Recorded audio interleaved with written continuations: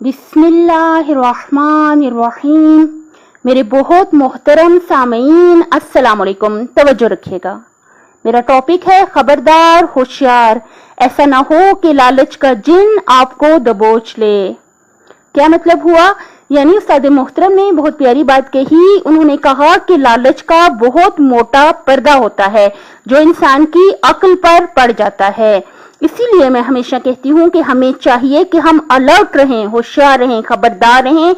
हम अपनी सोचों पर नजर रखें, चेक रखें कि कौन कौन सी सोचें हमारे जहन में आ रही हैं, और अपनी जिंदगी का ये पक्का असूल बना लें कि हमें हरगिज भी किसी से भी कुछ नहीं चाहिए। डीप इनर से, यानी अपने दिलो दिमाग से, सोचों की गहराइयों से हमें हरगिज भी दुनिया के किसी भी इंसान से कुछ भी नहीं चाहिए।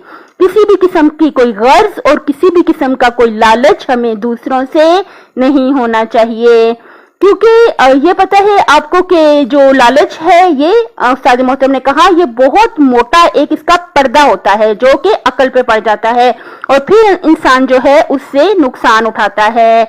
हमेशा कोशिश कीजिए कि अल्लाह ताला के बंदों से दुआ भी करें अल्लाह ताला से कि अल्लाह ताला हमें बेनियाज रखे।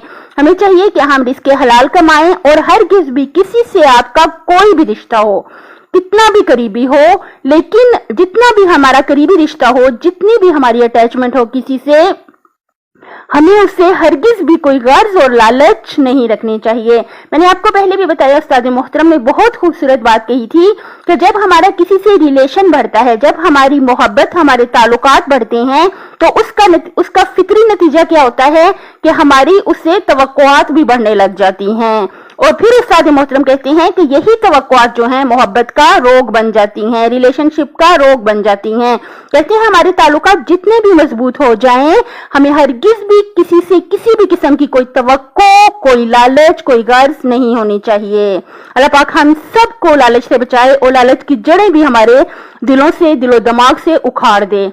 अपनी सेहत, आखिरत और खालिक की मखलूक का ख्याल रखिएगा। अल्लाह हाफिज।